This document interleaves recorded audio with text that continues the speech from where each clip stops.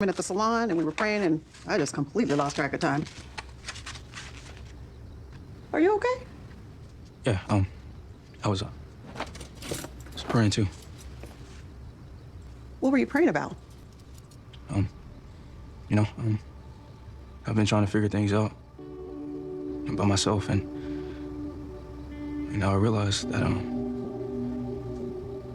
I need Jesus, to save me. And yeah, so I asked him.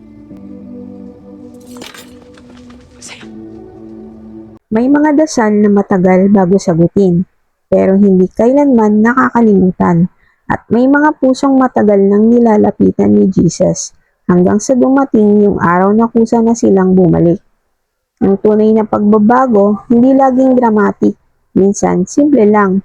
Yung pag-amin na hindi mo na kaya mag-isa. Yung pagbitiw sa pride, yung paglapit sa Diyos kahit huli na. Pero hindi pa huli ang lahat. Kung matagal ka nang nagdarasal para sa isang tao, huwag kang tumigil. At kung ikaw naman yung taong matagal nang nilalapitan ng Diyos, baka ito na yung araw na sagutin mo siya. I sought the Lord and He answered me. He delivered me from all my fears.